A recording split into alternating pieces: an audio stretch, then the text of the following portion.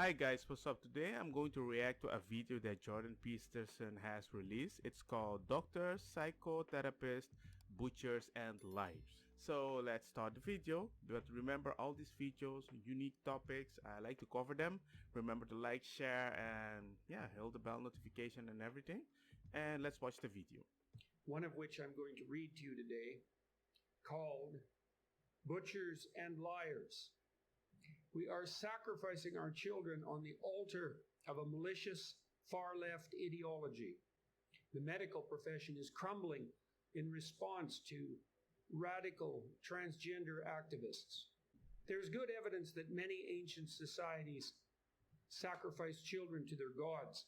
Parents in ancient Phoenician colonies in Carthage, Sicily, Sardinia, and Malta slew their offspring prior to cremating them, hoping that the gods would hear their voices and bless them. We are rightly appalled by this, though sometimes I wonder whether we understand child sacrifice far more than we'd like to admit. How many parents have a baby, put so much pressure on them as if the child is a sacrifice for their own failure for what they have not reached in their own life.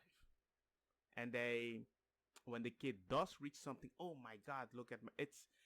It's surprising if you just think about it. A lot of people are putting pressure on their kid in a very unique way. But surprisingly, on the left, you get more moral points. I don't understand why they want moral points. Because even if the child fails in that direction, they still win. You can't win if the child wins or lose. That doesn't make any sense. I saw a video the other day featuring an American surgeon bragging that he had performed more than 3,000 double mastectomies on young women who had paid for gender reassignment. Individuals confused, one might say encouraged, by those who profit from it into believing that their adolescent emotional trials can be cured and happiness reign forever if they subject themselves to this brutal practice. And it is brutal, a process that often includes not only the aforementioned mastectomies, but other appalling surgical processes. Orchiectomy, that's castration in blunter language, the removal of the uterus. Yeah, sometimes they like to use these new beautiful words that nobody likes to contradict. And they're like, you know what, let's make one more beautiful, more accepting. Especially when most people don't even understand what it means. Somebody is more inclined to do something that they don't even understand what they're doing until it's too late. And then they have to go with it as if they did something right because something they feel so guilty about their own stupid decision. It's better for them to accept that somebody told them, and then they have to try to lie to themselves that they made the best decision even if they trusted the wrong person because they don't have people they trust in their lives. Especially in a society that you're teaching them that everybody needs to lie to themselves so they feel better. The demolition of the musculature of the forearm to make what is not a penis but must be referred to as such. Yikes. All of that. For someone purporting to be a physician to perform this on children, to me at least, seems like something worthy of a prison sentence. Whatever happened to the doctrine expressed by the ancient language as primum non nocere? First, do no harm. The Hippocratic Oath has been replaced by a delusion, a belief that can be summarized as, by blocking the puberty of children and then surgically altering them, we are only restoring what is theirs by right. A child's feelings are the final arbiters of their reproductive destiny. That is something that I notice on the left-leaning Discord. As a father, usually I talk about stuff and everybody's like, oh my God, you're an amazing father, bada bing, bada boom. And they're like, but remember, when your child tells you something, remember to listen to him and follow him and do not change his way of thinking. And I'm like, you do know that I'm a great father by actually not doing that, right? My job is to guide him in the best way I think he would survive in this life. That is not by listening to the child. I'm not saying that I'm not listening and I try to adapt myself around the child, but my child cannot say, I want this and I need this and you're gonna do this. No. That's like saying, I want to eat chocolate forever. He says, no, you're gonna eat that freaking fruit. And then if you be nice to mama and daddy and you shower yourself and brush your freaking teeth, you might get a chocolate. I'm not gonna give you anything. You're gonna have a process. Because most child that you don't teach them that they need to work for something, they don't have a purpose to do anything. And they might feel lost. One psychologist told me once, children that have toys everywhere, they get stressed. Oh my God, oh my God. It's like their life is like Netflix. But if you give them one toy and they know how to play with that toy and they know how to explore the toy, amazing. But surprisingly, somebody can be, oh my God, what a poor kid. He doesn't have any choice. I'm like, be careful what you try to teach a kid when you don't even understand what's happening. Because many people, they're not taking care of the kid. They're taking care of their own mental health issue and justify that in their own kid, which is very dangerous. That's a child sacrifice. And any attempt to contest their gender identity risks increasing their proclivity for suicide. Lies. Yeah, you're pushing it that direction. You create the bomb. Then, butchery. Changing standards. Psychologists, those in my own personal field of medicine, have also surrendered to this groupthink. The American Psychological Association's Task Force on Guidelines for Psychological Practice with Transgender and Gender Nonconforming People, TGNC, insist that psychologists and other professional counselors offer trans-affirmative care, starting with such niceties as displaying TGNC affirmative resources in waiting areas. And one time I actually noticed, I'm going to challenge you guys a little more. Because they were telling me, yeah, but I think your child has this, and that, my autistic child. And I looked at her, I think you're wrong. And I saw the shock in her face, like, what do you mean? You're not the psychologist here. It says, no, but I'm the parent. You need to talk to the child in such a way. I'm like, how does the child learn respect? Yeah, but he might be afraid of you. Yes, and if he tries to cross the street when I warned him, and he does it still, I will drop kick him. It's not that I want to hurt him though. It's the point that certain things a child cannot understand until a consequence happens out of your bounds. I'm not going to kick my child every day. But I might walk with him in a way that he accidentally trips, and I'm like, you have to watch out. He needs to know that, okay, I'm not going to listen to you, but there is a consequence. Even if it's not your fault. If a child cannot understand that, woo. But with the way what he's explaining right now, they can do whatever they want. Just go do some research how many childs or have been given whatever they want or went forward, and they feel so lost, not guided, and the parents is trapped by, oh my God, my child is playing Minesweeper, but I did my best. Amen. That's prayer. Practitioners are also asked to examine how their language, e.g., use of incorrect pronouns and Don't names, may reinforce the gender binary in overt or subtle and unintentional ways. These guidelines first read like a manual of indoctrination written by Marxist ideologues, and second, like a document designed to undermine and destroy the practice of therapy itself. It is destroyed. But at an alarming rate, these guidelines have transformed themselves into punitive laws governing what a psychologist or counselor may say and think in relation to their clients. Let me make myself perfectly clear. Speaking as a professional, whether in America, Britain, or anywhere, it is not the place of a therapist to affirm or, conversely, to deny the identity of anyone whom they admit into their care. You know, just, oh, you might think you're this? Okay, just do this and be happy. Just push them in one direction. Be happy. Be happy. Be happy. What do you think somebody is going to think if you tell them be happy? Why do more people that are rich do snippety snip? Very simple. Because somebody that is rich has more possibility to buy things that he might say, I'm happy, but they're not. Sleepity sleep. Imagine now if you are LGBTQ or whatever, or with the gender and everything, you keep telling you're going to be happier, happier, happier, happier. There's gonna come a point that you're not gonna meet any homophobic people out there, and you're gonna feel empty in a certain way.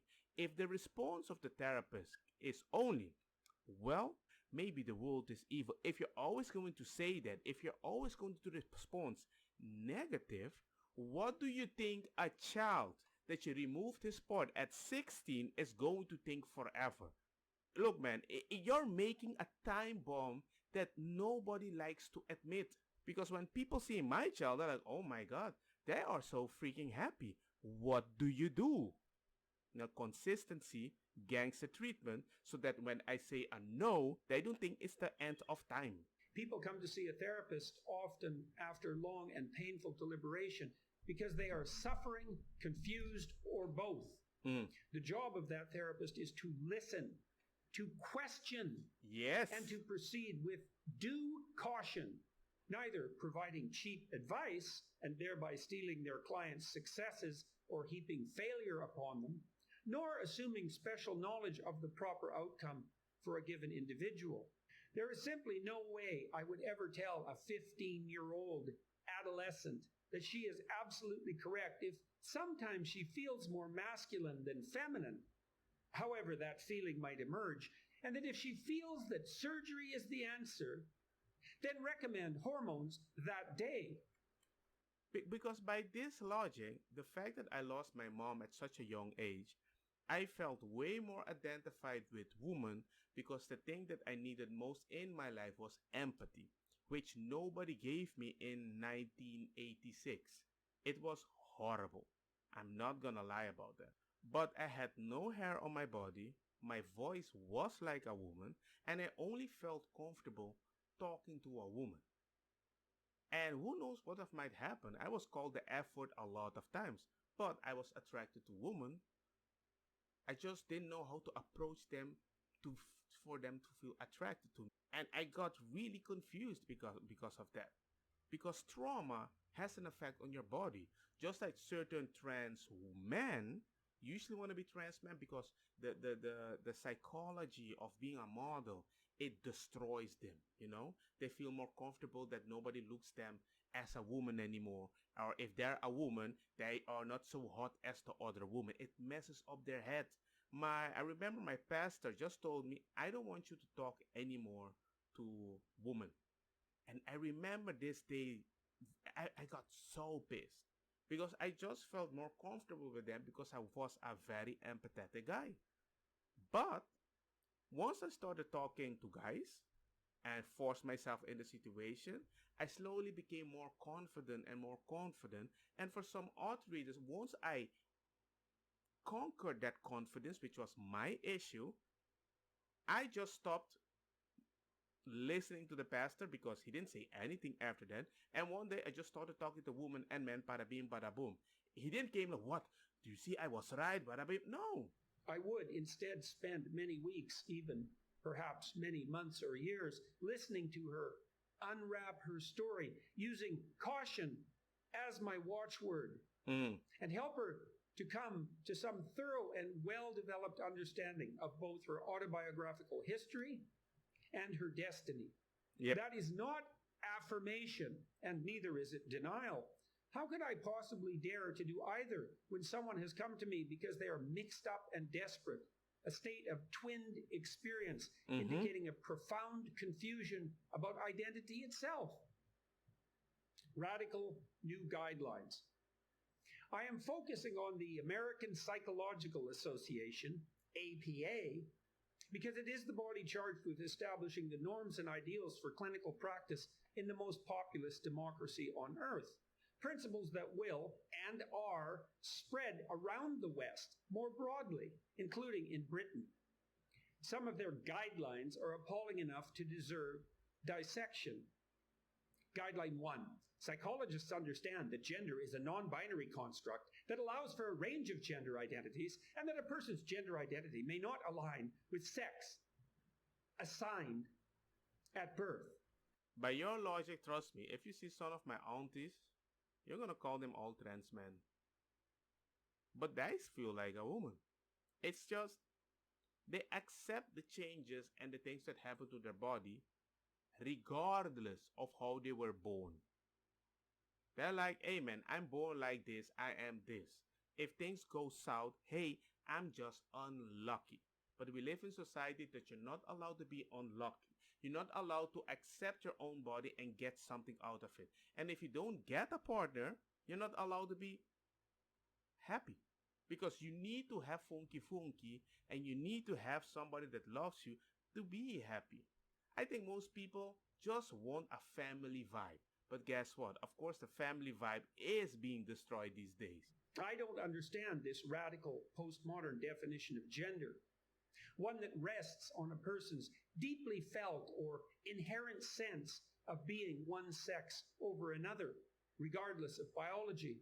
Psychologically, it is indisputably the case that a non trivial proportion of males have a feminine temperament, which essentially means that they experience higher levels of negative emotion, such as anxiety and the analogs of pain, grief, frustration, disappointment, depression, and are more agreeable, compassionate, polite than typical males. And equally true that a non trivial proportion of females have a masculine temperament.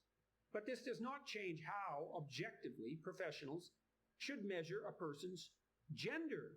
Psychologists once cared if measurement followed standard practices of validity and reliability.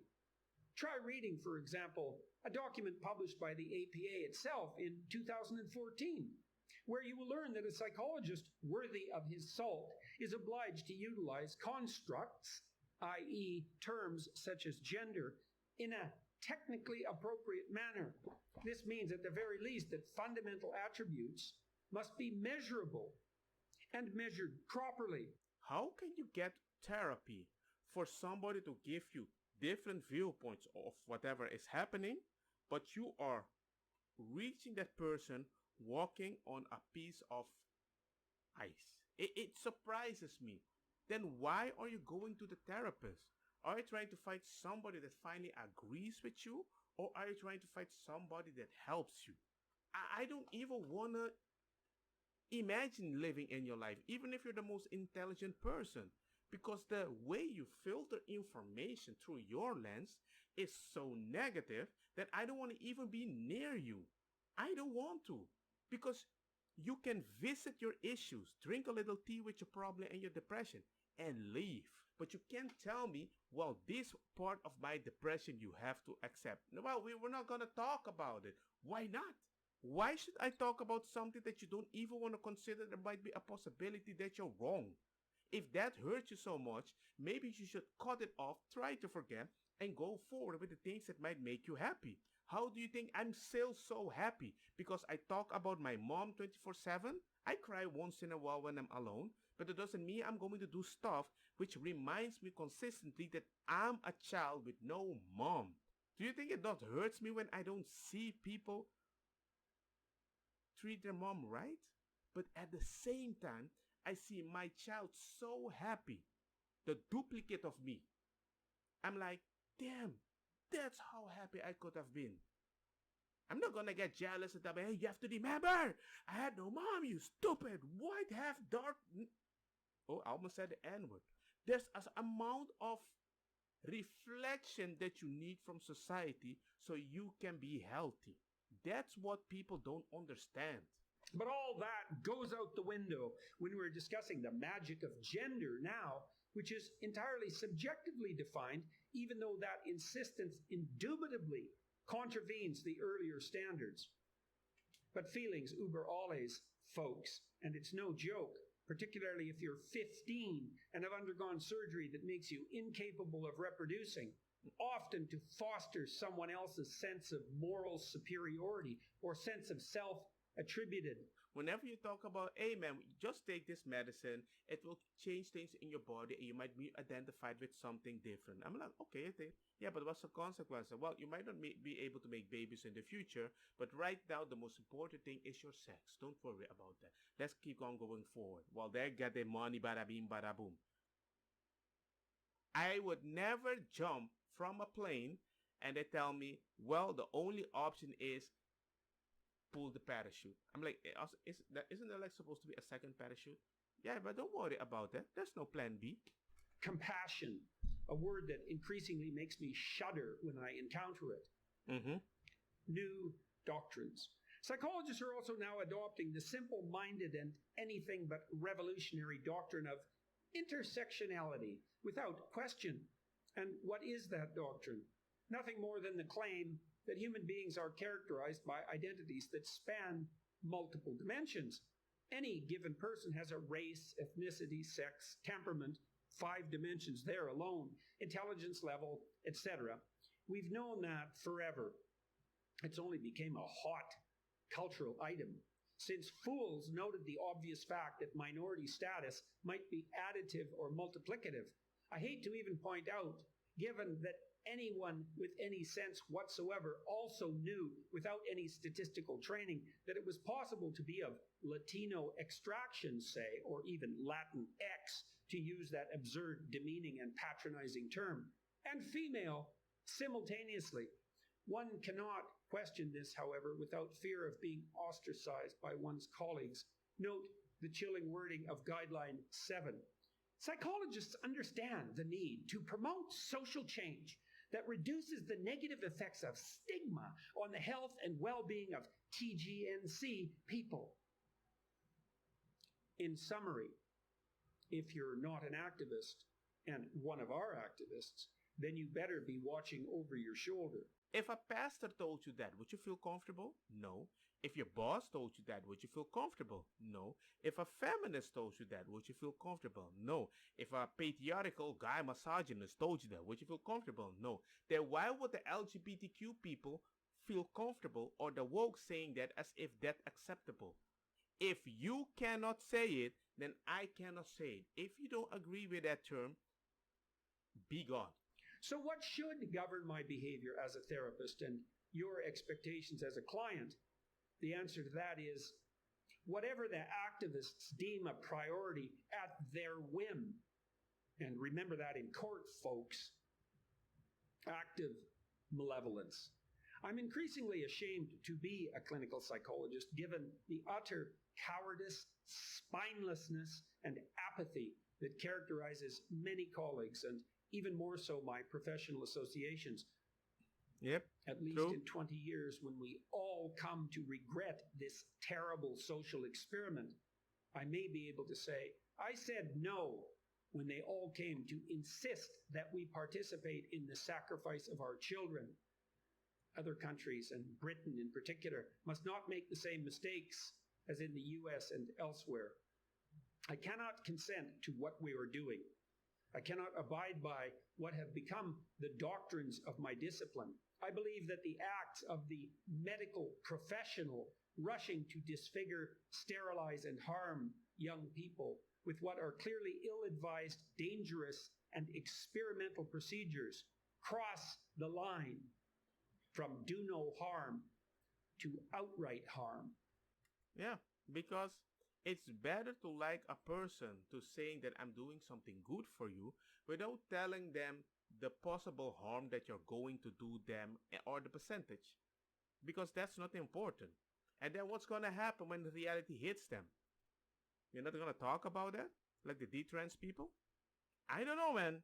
It's kind of weird that so many people are identifying as D-trans, but when you, by trans, but when you check what considers you trans is the moment you don't like something in your body. It's like somebody that goes to play poker and like, I don't have the cards that I wanted. I guess I just, this A is a K. And this Q is a Q. And like, you can't say that. You can't play poker by just saying which cards you have in your hand. But when you say it out loud, everybody has to pretend as if they did listen. But they have to acknowledge that you have good cards. I don't know, man. I don't know. It's weird. Only if we bury our heads in the sand will sterility, impaired or absent sexual function, complex reactions to poorly understood hormones, expense, and intermingled with all of that, misery and confusion continue for countless young people. We must address the threat posed to the integrity of the entire education system, as well as indoctrination into the same philosophy that spawned this surgical enterprise and the APA guidelines grows. It threatens general public trust that our peace and prosperity depends upon. Yeah. And, by the way, it will most definitely be the case that a disproportionate number of children freed from their hypothetical gender confusion would have grown up to be physically intact and fully functional gay But maybe gay, adults. yeah. Was about to say that. Need I point out that this unpalatable fact makes a mockery of any claim that the extended alphabet world of the LGBTQ plus coterie in any sense constitutes a homogeneous and unified community. We have crossed the line from ideological possession to active malevolence, and we are multiplying our sin. There's an intersection for you by attributing our appalling actions to compassion. Heaven help us. The video was a little harsher than I thought, not gonna lie. He was very direct. You can't be too nice with this. You have to be direct. Even if you don't agree with the points of what that people are trying they have with their ideology, you have to come hard and you have to be able to hit and become right in the middle. That has to happen. But right now it's more like, nah, we're gonna go this way, and as long as you come this direction and I say you're hurting my feeling, we're just gonna keep pushing you. And it's not a situation that you're like, whoa, wow, how did we get so far? That you can just educate kids, tell them how they feel, and a girl that feels masculine can just say, I'm a man. And I'm like, no, you're not. And usually they will grow out of that. Something just clicks. It's a phase in their life. And try to enjoy different things until it might be clear to them. It's not something that happens. But the idea that you say, you know what, I'm just going to cut a body part for you so you feel permanently beautiful. By the way, I'm going to earn money with that. I'm like, nah. Because the D-trans community is growing so big, you're going to have a very, very hard push against the LGBTQ very soon. Very soon. But most LGBTQ, they hate their family so much, they would never go back. And now the government is helping them? Do you see the minefield that, yeah, they're playing Minesweeper. But anyway, man, I don't want to talk too much and make the video super long. Let me know what you guys think. Am I going crazy, or is Jordan Peterson going crazy?